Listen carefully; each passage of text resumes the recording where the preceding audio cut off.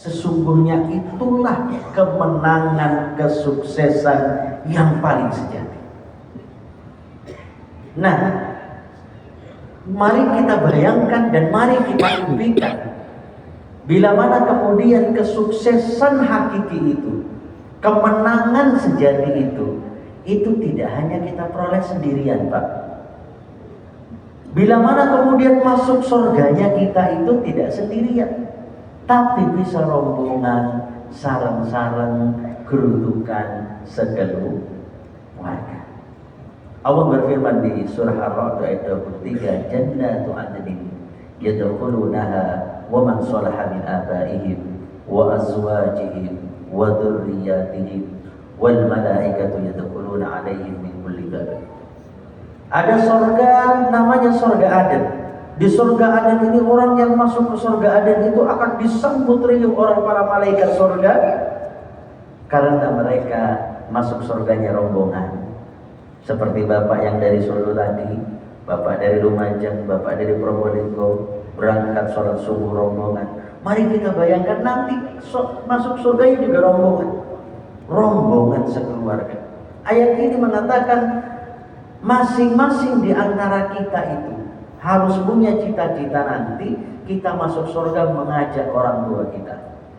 Anak ngajak orang tuanya, orang tua ngajak anak cucunya, suami ngajak istrinya, istri ngajak suaminya, rombongan masuk surga sekeluarga. Hidup bersama di rumah yang sama, makan di meja makan yang sama, merasakan nikmat-nikmat dunia yang sama, nanti di akhirat berkumpul di istana surga yang sama. Nah, maka ma'asyiral muslimin rahimakumullah, di momen-momen awal tahun Hijriah seperti ini momen untuk menguatkan kembali cita-cita ini. Karena kadang dengan kesibukan kita, urusan-urusan pekerjaan, urusan dunia, ini juga tanggung jawab ma'asyiral muslimin. Bekerja, mencari maisha, apapun profesi kita itu bagian dari ibadah kita.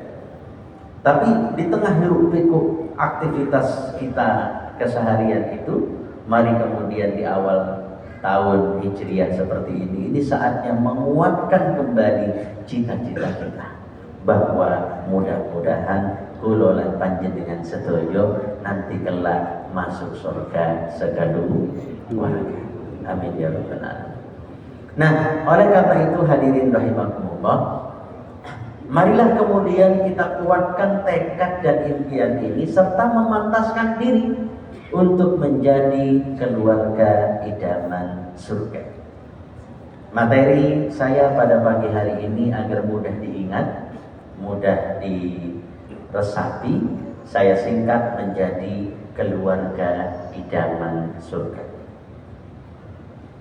Dengan apa kita akan masuk surga sekeluarga? Sebagaimana tema tadi, kita berusaha memantaskan diri menjadi keluarga idaman surga dengan Al-Quran.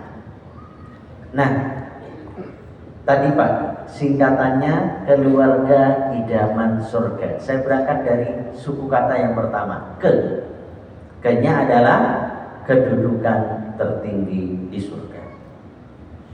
Rasulullah SAW dari Abdullah bin Amr, Rasulullah SAW bersabda, kata Rasulullah, yuqalu li sahibil Quran, iqra wartaqi warattil kama kunta turattilu fid dunya fa inna manzilataka inda akhir ayatin taqra'uha. Nanti kata Rasulullah SAW akan dikatakan kepada ahli Al-Quran, bacalah dan naiklah serta tartilkanlah bacaanmu sebagaimana engkau mentartilkan Al-Quran di dunia. Karena kamarmu di surga, istanamu di surga itu sesuai dengan akhir ayat yang engkau baca. Hadirin rahimakumullah, agar mudah dibayangkan, bila mana seandainya surga itu seperti hotel, Pak. Kita kalau masuk hotel, pertama kali kita menuju kemana Bapak Ibu? Ya, sebelum ke kamar Pak, resepsionis dulu. Sama resepsionis kemudian akan diarahkan kamar kita nanti berada di lantai berapa. Kemudian kita diantar diantar oleh petugas hotel, diantar oleh malaikat surga, nanti diarahkan ke kamar yang mana. Diantarlah kita menuju liftnya surga, hadirin rahimakumullah. Begitu masuk lift, liftnya naik ke atas. Di saat lift ini naik ke atas, kemudian kita diseru oleh para malaikat untuk membaca Al-Quran. Yang perlu digarisbawahi, hadirin rahimakumullah, sebagaimana saya beri warna hijau di slide ini. Nanti saat kita semua berada di liftnya surga dan terus naik ke atas itu, kita diminta baca Al-Quran. Itu nanti kita diminta membaca sebagaimana kita terbiasa baca Al-Quran di dunia. Terbiasa baca Al-Quran di dunia. Kalau di dunia setiap hari jarang buka Al-Quran, Qurannya saya gelang dereng dibuka, kadang sampai berdebu gitu. Dulu waktu diniyah, waktu TPQ sempat hafal trikul, 4 kul gitu. Kul a'udzu birabbin nas, kul a'udzu birabbil falaq, kul huwallahu ahad, kul ya ayyuhal kafirun. Sudah enggak hafal yang lain. Jarang baca Quran. Sehingga nanti di surga misalkan di lantai pertama masih bisa baca kul a'udzu birabbin nas, lantai kedua kul a'udzu birabbil falaq, lantai ketiga kul huwallahu ahad, lantai keempat kul ya ayyuhal kafirun. Sampai surat keempat sudah mentok, tidak bisa melanjutkan. Maka apa kata malaikat? Mohon maaf, silakan keluar. Berarti kamar panjenengan berada di lantai 4. Tapi mereka yang berusaha membaca Al-Quran setiap hari, satu hari satu nama Pak. Insya Allah tinggali saking pojok ke pojok niki, insya Allah setuju minimal 1 juz. Minimal misalkan tiap hari kita baca Quran 1 juz, berusaha menghafalkan Al-Quran. Walaupun mungkin menghafal sulit, menghafalkan juz 30, menghafalkan surat Al-Mulk juz 29, Al-Mulk dari tahun 2010 sampai tahun 2024, ternyata juga. Tapi perlu berusaha Pak, terus berusaha. Ingat hadirin, kalimat Rasulullah, kama kunta turattilu fid dunya, sebagaimana kalian terbiasa membaca di dunia. Walaupun sulit berusaha menghafal Al-Quran, walaupun bacaan Qurannya masih agak terbata-bata, tiap hari berusaha berinteraksi dengan Al-Quran, itu kemudian kita diparingi mudah. Bisa baca 10 surat, maka lantai 10. Bisa baca 20 surat, maka lantai 20. Semakin banyak yang bisa kita baca, semakin tinggi derajat kita di surga. Walaupun misalkan nasihat buat kita semua, buat saya pribadi dan kita semua, mungkin ada yang sudah hafal 5 juz, ada yang sudah hafal 10 juz, ada yang sudah hafal 30 juz bahkan, tapi tidak pernah baca Quran Pak, tidak pernah murojaah. Misalkan, perhatikan, bukan soal berapa banyak yang bisa kita hafal, tapi seberapa biasa, seberapa rutin kita berinteraksi dengan Al-Quran. Hafalannya banyak tapi jarang baca Quran, bisa jadi nanti di akhirat di surga juga sulit baca Quran. Nah, maka ma'asyiral muslimin, semakin banyak yang bisa kita baca karena kebiasaan interaksi kita di dunia dengan Al-Quran, semakin tinggi derajat kita di surga. Saya mau kembali ke ayat yang tadi Pak, surat Ar-Ra'd ayat 23. Rasulullah SAW tadi menyampaikan derajat kita di surga itu sesuai dengan akhir ayat yang kita baca. Ar-Ra'd ayat 23 ini menegaskan, sebagaimana tadi saya sampaikan di awal, bahwa kita bisa masuk surga sekeluarga asal di keluarga itu suaminya, istrinya, anaknya setiap hari berusaha beramal soleh, termasuk baca Al-Quran. Cuma kemampuan kita beramal soleh tadi beda. Nah hadirin rahimakumullah, misalnya suaminya karena sibuk bekerja, kantornya jauh, sering keluar kota, sehari baca Qurannya 1 juz, hafalannya juz 30 setengah misalnya. Istrinya lebih banyak longgarnya di rumah, baca Qur'annya bisa 2 juz, hafalannya juga lebih banyak. Nanti di surga misalkan suaminya ternyata di lantai 10, istrinya ternyata di lantai 30. Anaknya Pak, anaknya sejak kecil seperti adik ini diikutkan pengajian, diikutkan kajian, didekatkan dengan masjid, dimasukkan sekolah yang pembelajaran Qur'annya bagus, diikutkan pesantren, belajar dan menghafal Al-Quran sejak kecil, hafalannya lancar, 30 juz diulang-ulang setiap hari, ditadabburi, berusaha dipraktekkan. Nanti anaknya di surga lantainya lantai 100 misalnya, ayahnya lantai 10, istrinya, ibunya lantai 30, anaknya lantai 100. Kata Imam Ibnu Katsir, surat Ar-Ra'd ayat 23 ini dalil yang jelas bahwa keluarga itu bisa berkumpul kembali. Sehingga ketika sang anak sudah menuju lantai 100, si bapak sudah menuju lantai 10, ibunya menuju lantai 30, mau dimasukkan itu kunci istana surga. Baru mau masuk ke pintunya surga, kamar masing-masing, tiba-tiba ada pengumuman bagi anggota keluarga yang lantainya paling atas, silahkan menjemput anggota keluarga yang lain. Anak dari lantai 100 itu turun Pak, jemput bapaknya di lantai 10, jemput ibunya di lantai 30. Mereka kemudian diangkat semua, berkumpul bersama di lantai 100. Ini visi besar kita, menjadi keluarga idaman surga sekeluarga. Maka hadirin rahimakumullah,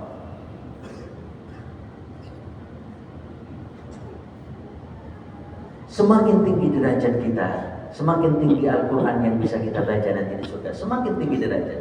Ayo kita, istri kita kuatkan interaksi dengan Al-Quran. Bila mana kemudian kita sudah menghafal Quran tadi agak berat, waktu kita terbatas, mari Pak, niatkan betul, kuatkan betul, usahakan betul anak kita menjadi anak-anak yang sejak kecil dekat dengan Al-Quran.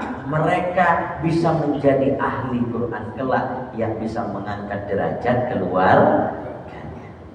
Yang pertama hadirin, keluarga idaman surga. Ke-nya adalah kedudukan yang tinggi. Keluarga. Yang kedua adalah luar. Luar itu kepanjangannya adalah luar biasa pahalanya. Luar biasa pahalanya. Rasulullah sallallahu alaihi wasallam bersabda, "Al-mahiru bil Qur'an ma'as safaratil kiramil bararah walladzi yaqra'ul Qur'an wa yatata'ta wa huwa alaihi syaqun falahu ajran." Orang yang mahir baca Quran, bacaannya bagus, suaranya bagus, hafalannya banyak, tajwidnya dia paham Al-Quran, maka derajatnya itu nanti akan selevel dengan derajat para malaikat. Manusia yang banyak dosanya dari pagi sampai malam, maksiatnya, dosanya sulit dihindari. Kita ini manusia, hadirin rahimakumullah. Kadang ada kalanya semangat berangkat ke masjid, ada kalanya aras-arasan. Beda sama malaikat. Malaikat itu la ya'sunallaha ma amarahum wa yaf'aluna ma yu'marun. Malaikat itu tidak pernah bermaksiat sama Allah dan selalu konsisten menjalankan apa yang diperintahkan kepada mereka. Manusia yang punya syahwat, manusia yang punya dosa, manusia yang banyak maksiat, itu kemudian sama Allah disejajarkan dengan malaikat. Karena apa Pak? Karena Al-Quran. Jadi kalau kemudian kita, keluarga kita, anak-anak kita itu bisa dididik sejak dini menjadi ahli Al-Quran, nanti posisinya, derajatnya sejajar dengan mereka. Lalu bagaimana dengan orang tuanya yang sudah 50 tahun, 60 tahun, 70 tahun baca Quran ternyata belum lancar misalkan, tapi tiap hari berusaha berinteraksi dengan Al-Quran? Nah, jangan khawatir Pak. Apa di hadis ini kita baca sama-sama, hadirin rahimakumullah. Sedangkan orang yang membaca Al-Quran dengan terbata-bata dan merasa kesulitan ketika membacanya, maka baginya 2 pahala. Baca Quran Tabarokan ladzi biyadihil mulku. Berat rasanya di lisan. Baru baca 10 menit punggung sudah sakit semua. Mata sudah berkunang-kunang. Sami Pak kali kalau. Tapi apakah berhenti baca Quran? Tidak, terus berusaha berinteraksi setiap hari. Kata Rasulullah, orang yang seperti ini jangan khawatir, pahalanya justru dilipat gandakan 2 kali. Luar biasa besar pahala interaksi dengan Al-Quran. Di hadis yang lain Rasulullah mengatakan, man qara'a harfan min kitabillah, barang siapa yang membaca 1 huruf saja dari Al-Quran, maka dibalas dengan 1 kebaikan. Wal hasanatu bi asyri amsalihha, 1 kebaikan itu dibalas lagi dengan 10 kebaikan. Sampai Rasulullah mengatakan, saya tidak mengatakan alif lam mim itu kata Rasulullah 1 huruf, tapi alif lam mim itu alif 1 huruf sendiri, lam 1 huruf sendiri, mim 1 huruf sendiri, sehingga membaca alif lam mim saja itu pahalanya berarti 3 kali 10. 30. Baca Quran Pak, pahalanya tidak dihitung berapa kali duduk, tidak dihitung berapa kali buka, tidak dihitung berapa lembarnya, tidak dihitung berapa barisnya, tapi dihitung berapa hurufnya. Kalau kita ingat dulu waktu SD, SMP belajar prinsip ekonomi, berusaha mendapatkan hasil sebesar-besarnya dengan modal sekecil-kecilnya. Ibadah yang seperti itu cocoknya Al-Quran, Pak. Nggak mau ya hadirin rahimakumullah, tapi pahalanya Masya Allah. Bahkan saat kita berat sekalipun, terbata-bata sekalipun, orang yang baca Qurannya masih terbata-bata, berat, tapi dia terus baca Quran, pahalanya dilipat gandakan 2 kali lipat. Bismillahirrahmanirrahim, itu ada 19 huruf, berarti pahalanya berapa? 190. Kalau bacanya terbata-bata, bacanya berat, 190 dikalikan 2. Allahu Akbar walillahil hamd. Maka adakah yang rugi dalam kaitannya interaksi dengan Al-Quran? Baik, ke yang pertama apa Bapak Ibu tadi? Kedudukan yang tinggi. Yang kedua, luarnya apa? Luar biasa pahalanya. Setelah keluar, kemudian apa? Keluarga. Ganya adalah gapai hadiah di surga. Gapai hadiah di surga. Rasulullah Shallallahu Alaihi Wasallam bersabda, hadis ini juga sering disampaikan, kita dengar, biasanya disampaikan di sekolah-sekolah saat pertemuan wali. Rasulullah bersabda, barang siapa yang menghafal Al-Quran, mengkajinya, dan berusaha mengamalkannya, maka Allah akan memberikan mahkota bagi kedua orang tuanya yang cahaya mahkota itu seperti cahaya matahari. Dan kemudian kedua orang tuanya akan diberi 2 jubah yang begitu indah, pakaian yang begitu indah, yang tidak bisa dinilai dengan dunia. Jadi Pak, kalau anak kita didik sejak kecil, belajar Al-Quran, dekat dengan Al-Quran, menghafal Al-Quran, kemudian tumbuh menjadi ahli Al-Quran, itu orang tuanya nanti mendapatkan mahkota yang sinarnya seperti matahari dan jubah yang begitu indah, tidak pernah ditemukan di dunia. Yang menarik hadirin rahimakumullah, mari kita baca lanjutan hadis ini. Rasulullah itu narasinya, diksi kalimatnya itu penuh makna, Pak. Coba kita baca. Kemudian kedua orang tuanya bertanya, mengapa saya sampai diberi pakaian semacam ini?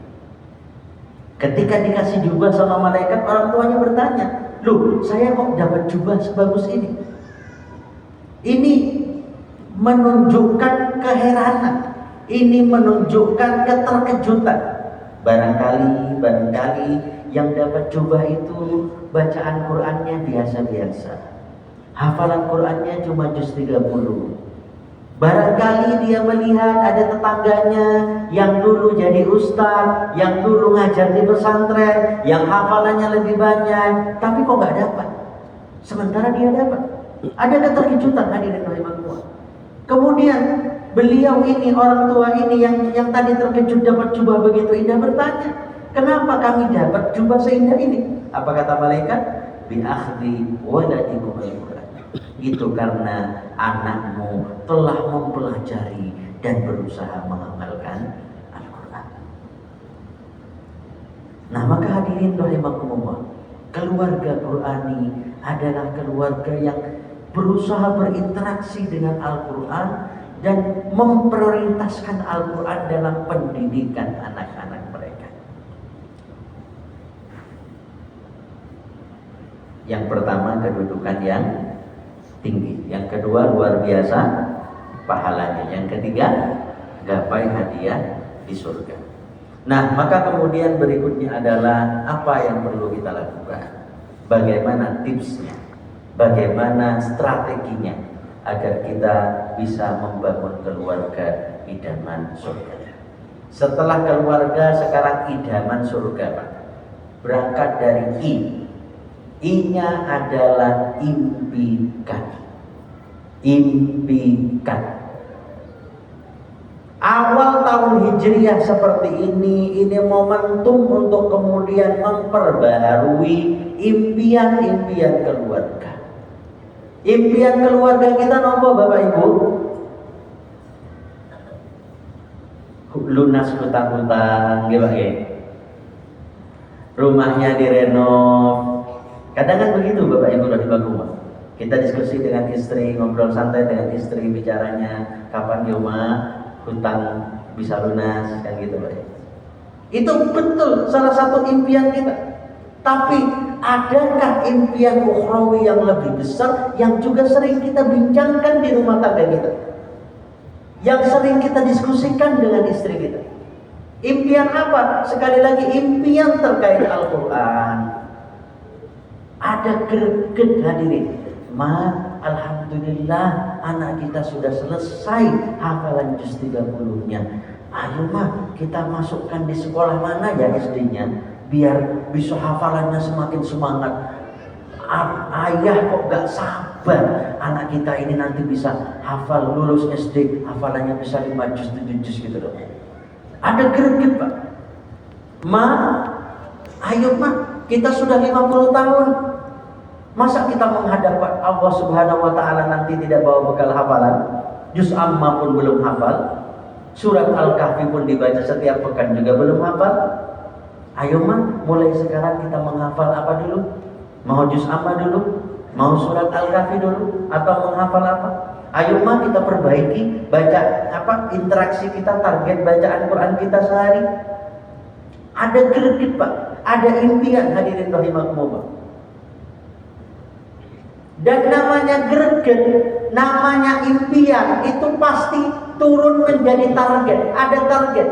Keluarga Qurani idaman surga itu punya target Bapak Ibu. Punya target. Target pribadinya baca Quran sehari berapa juz. Ingin menghafal bersama keluarga.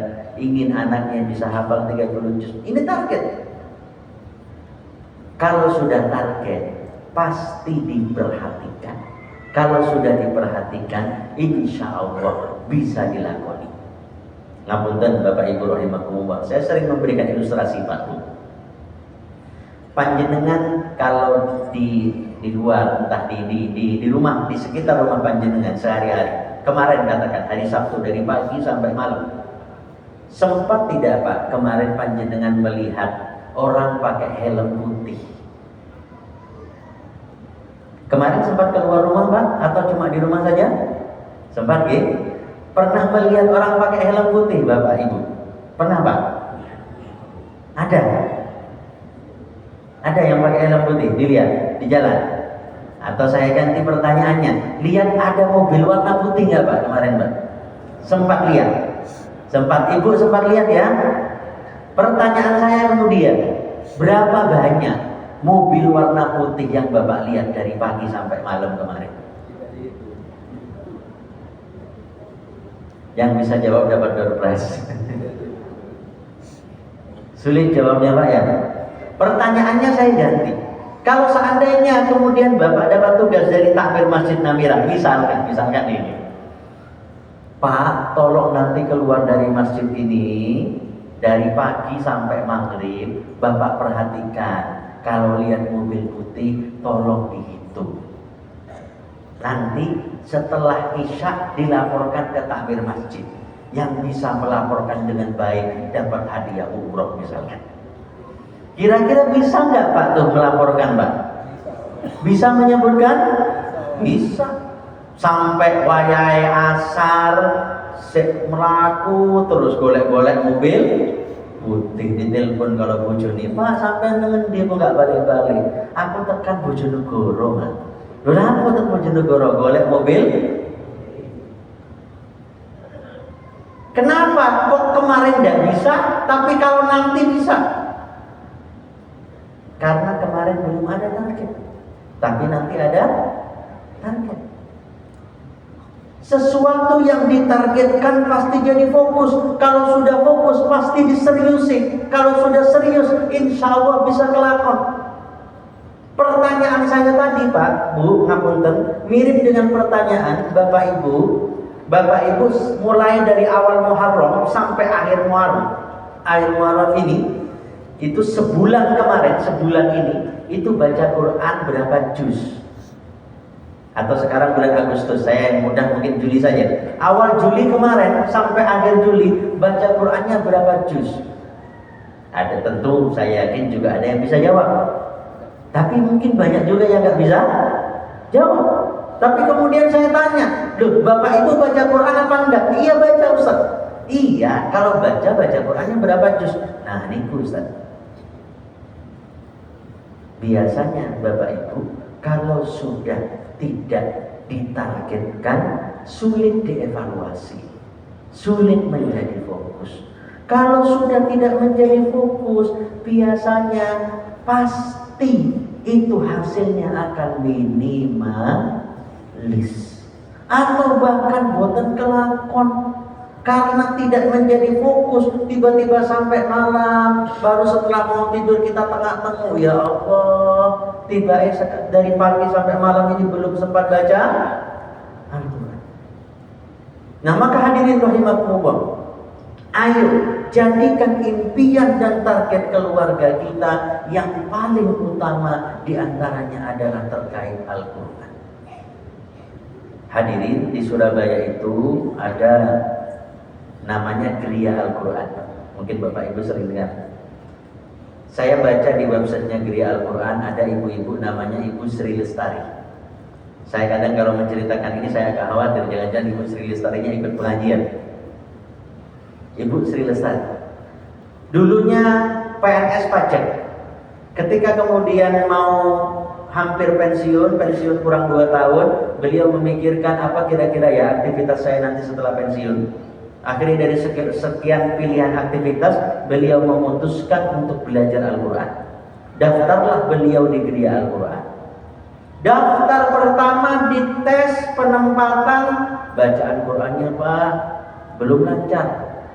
Ya bahasa kita brutal kreatif, masih terbata-bata. Akhirnya beliau mulai dari tartil 1, dari yang paling dasar, tartil 1, tartil 2, tartil 3, mulai belajar Al-Quran. Terus itu kalau saya tidak salah sekitar 54 tahun usianya atau 50 sekian tahun menjelang pensiun. Kemudian di tahun 2018 kalau saya tidak salah berita ini, di tahun 2019 atau 2018, itu usia beliau sudah 65 tahun saat itu. Beliau berhasil menghafal 18 juz Al-Quran. Mulai dari terbata-bata Pak, belajar dari dasar tartil 1, tartil 2 sampai 18 juz Al-Quran. Yang membuat hati saya bergetar, masyaallah muslimin. Beliau mengatakan, hari ini kata beliau saat itu saat diwawancara media itu, hari ini mata kiri saya sudah tidak bisa melihat dengan baik karena faktor usia. Maka saya berazam, kata beliau, saya bertekad Bila mana Allah Subhanahu wa taala di penghujung hidup saya menakdirkan mata saya tidak hanya yang kiri yang nggak bisa melihat, tapi yang kanan juga tidak bisa. Dua-duanya ini tidak bisa melihat. Maka saya bertekad di titik itu, saya berharap, saya berusaha Al-Quran sudah bisa saya baca tanpa melihat, alias sudah hafal 30 juz. Saya bertekad saat jika Allah mencabut nikmat dua mata saya, saat itu Al-Quran sudah ada di kepala dan di hati saya. Ini yang saya maksud greget, Pak. Ini yang saya maksud target. Ini yang saya maksud impian hadirin.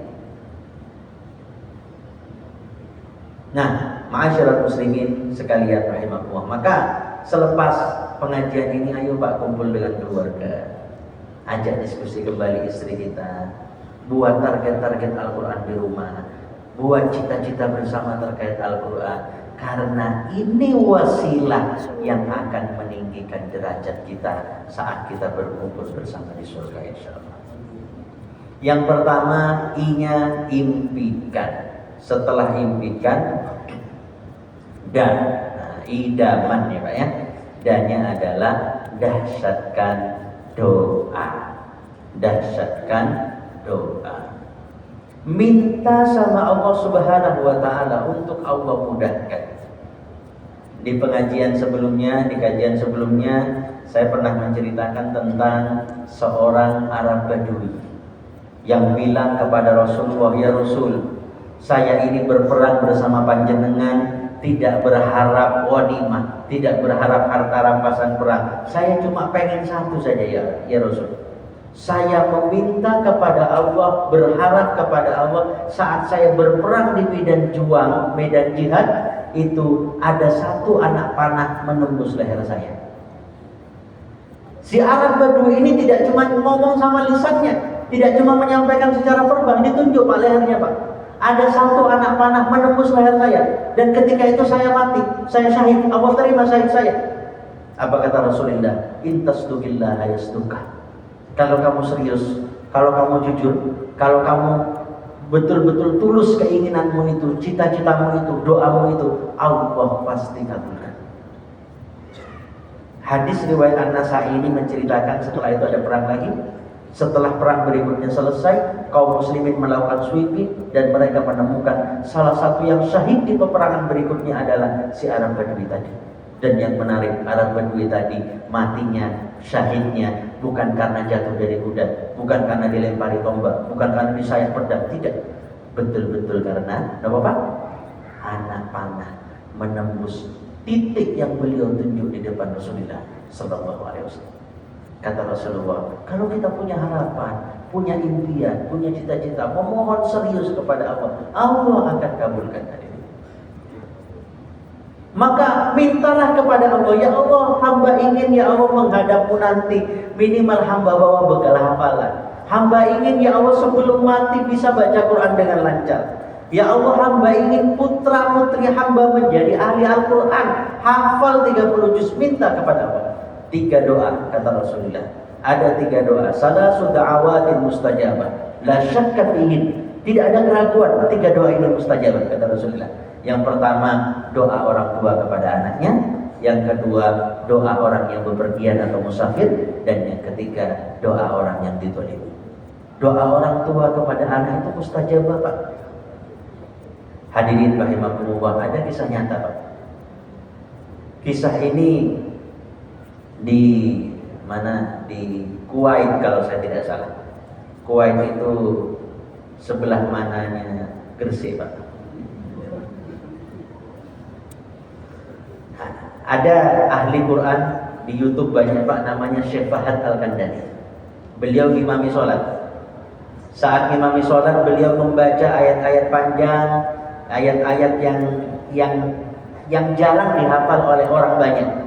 Bukan surat-surat pendek, surat-surat yang jarang dihafal oleh orang. Tapi walaupun beliau ini ahli Quran, alim, hafal Quran 30 juz, namanya manusia kadang juga ada lupanya. Sehingga ketika membaca ayat saat sholat, tiba-tiba beliau lupa.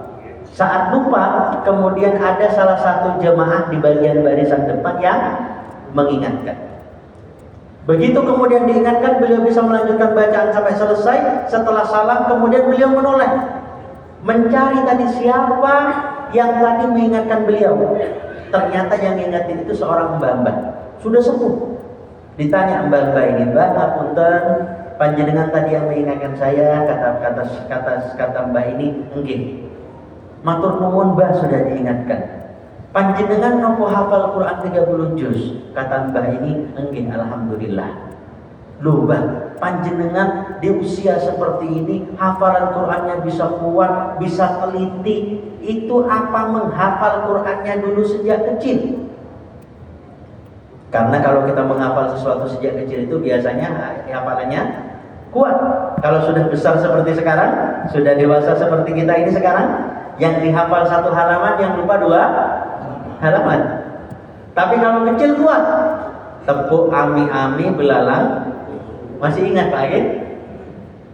Nah, ditanya, "Mbah, panjenengan itu hafal Qurannya apa sejak kecil?" Kata mbah ini, "Boten."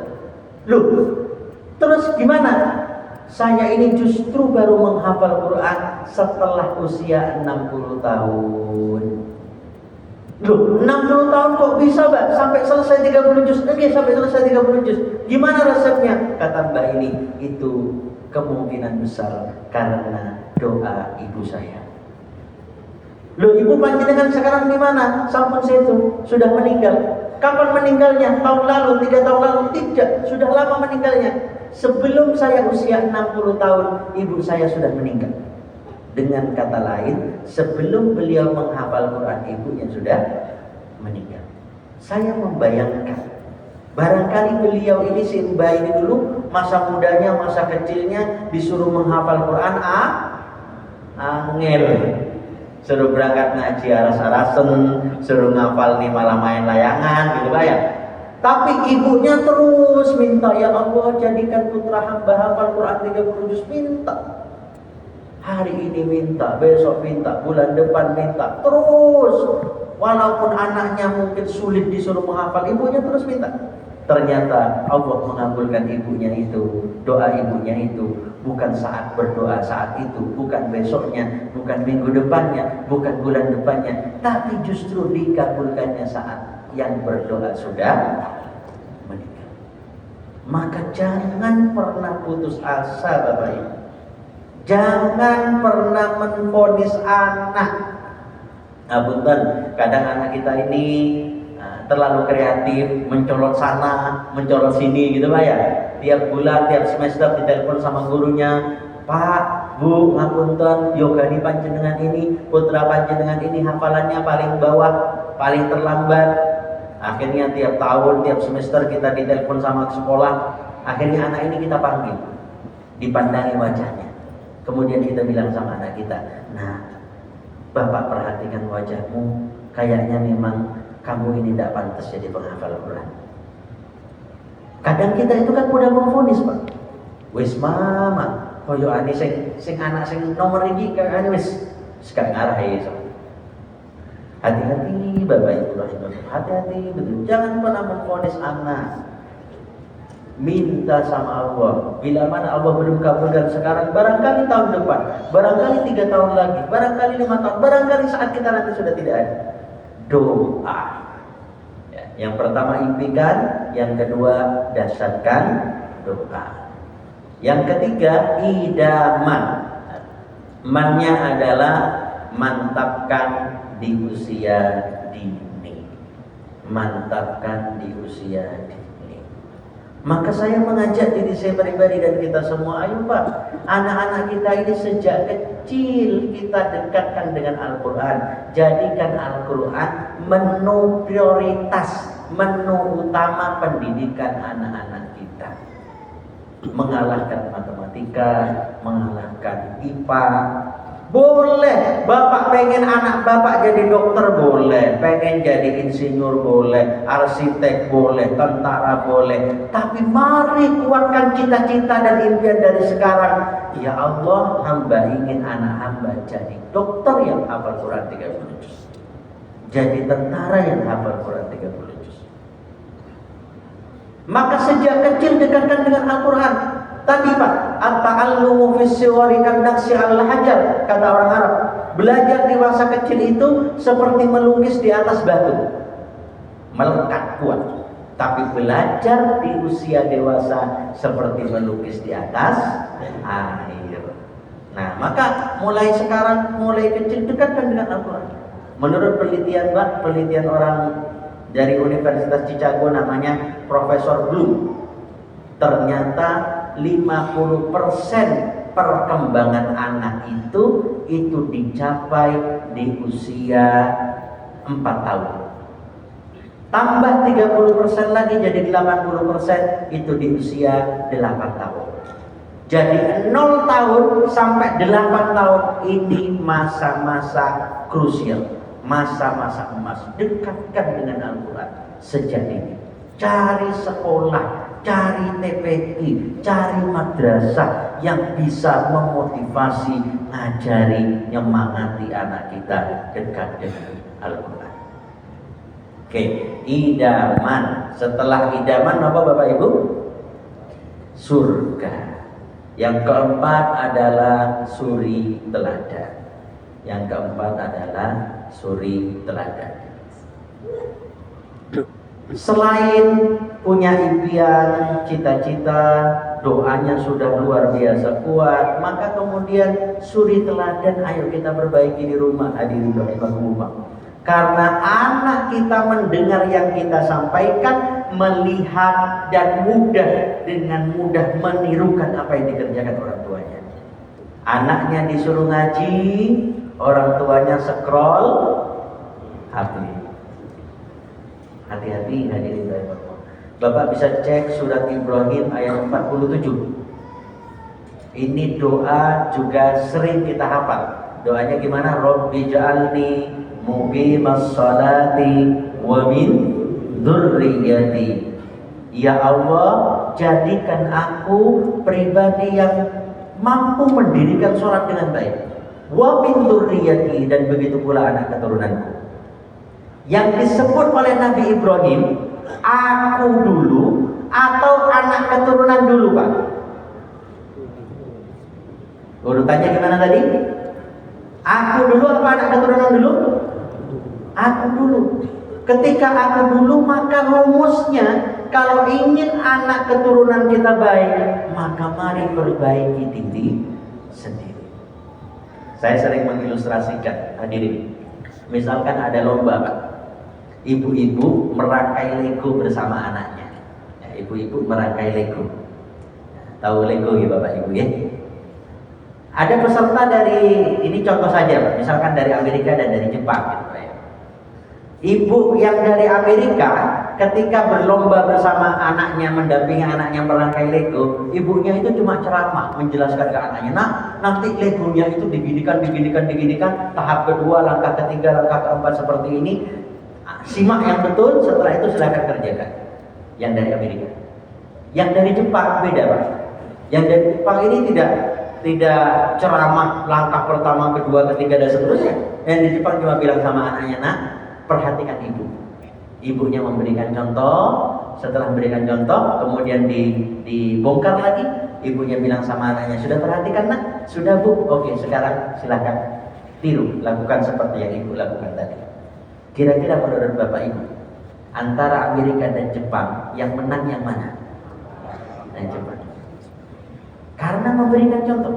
Saya cuma penasaran saja, kalau ada peserta ketiga dari Indonesia kira-kira seperti apa?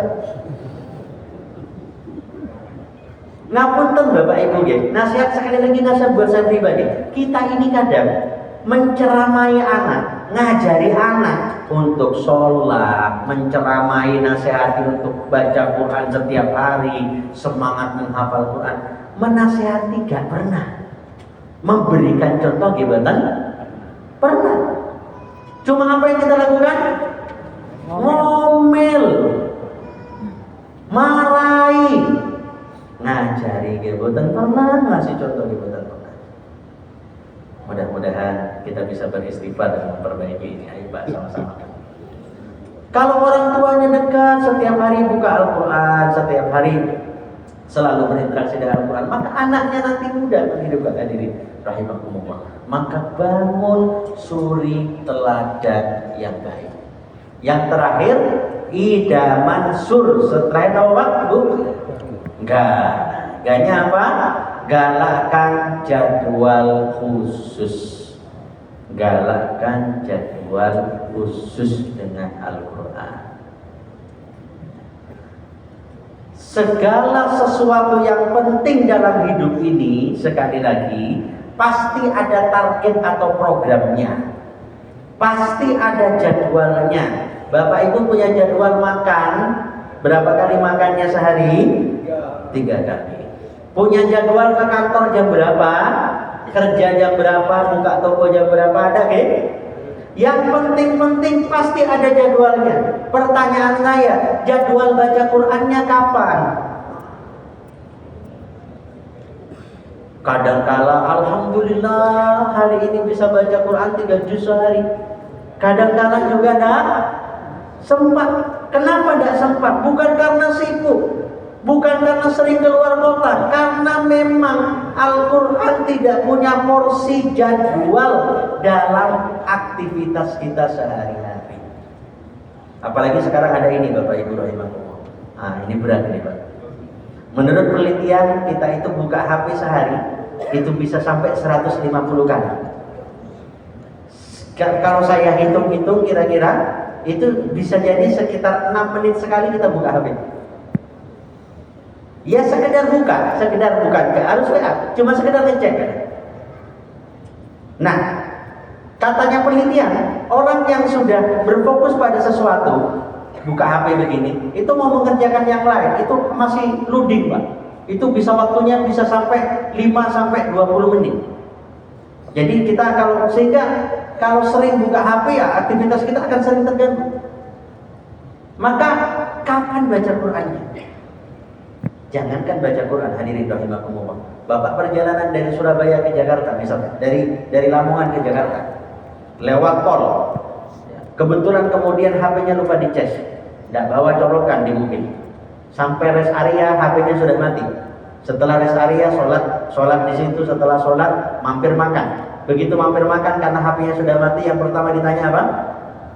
Numpang apa? Numpang ngecas. Dicas Pak HP-nya Pak. HP-nya dicas, baterainya terisi. Begitu baterai terisi dihidupkan. Setelah dihidupkan apa yang dilakukan? Langsung pesan makan.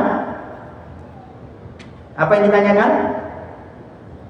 Password wifi-nya apa Pak? Sambungkan ke wifi. Begitu nyambung ke wifi baru pesan makan. Pas makanan terhidang, pesan rawon, daging yang besar-besar, mentol-mentol. Lihat daging besar-besar, apakah langsung dimakan? Diapakan? Di foto, update status. Masya Allah, rawonnya dasar. Ini kebutuhan makan saja. Yang katanya teori, dulu kita belajar ada teori Maslow. Dulu katanya kebutuhan paling utama manusia adalah makan. Gitu Pak ya? Itu kebutuhan makan saja sekarang bergeser. Karena apa lagi baca Al-Quran. Kalau tidak ada jadwal, hadirin rahimakumullah, pasti sulit kelakon.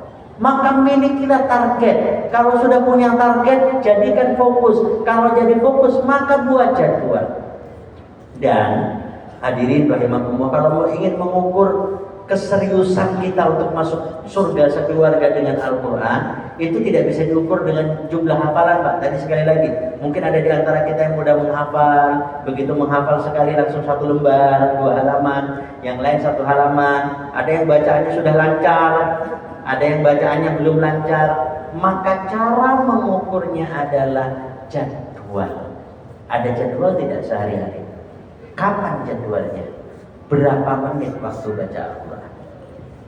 Dulu guru saya berpesan, nanti sesibuk apapun kamu, usahakan terus berinteraksi baca dan merojaah Al-Quran minimal 3 waktu, kata beliau. Yang pertama sebelum subuh, yang kedua setelah subuh, yang ketiga setelah maghrib. 3 waktu sulit, ambil pada maghrib. Buat kesepakatan dengan keluarga, setelah maghrib tidak ada satupun dari anggota keluarga yang pegang HP. Setelah maghrib TV-nya mati, Setelah maghrib laptopnya mati. Nasihat buat saya pribadi hadirin rahimakumullah. Buat jadwal khusus Al-Quran di rumah tangga kita. Kalau kita betul-betul serius ingin menjadi keluarga ahli Al-Quran. Maka hadirin rahimakumullah, kalau boleh saya ringkas tadi sekali lagi, yang pertama adalah apa? Impikan. Danya dasarkan doa. Yang ketiga apa Pak? Mantapkan di usia dini. Kemudian suri teladan dan galakkan jadwal khusus dengan Al-Quran. Ketika menyaksikan saudara-saudara kita di Palestina sekarang luar biasa dibombardir, dijajah oleh Israel, hadirin rahimakumullah, saya teringat ada kisah di mana suatu saat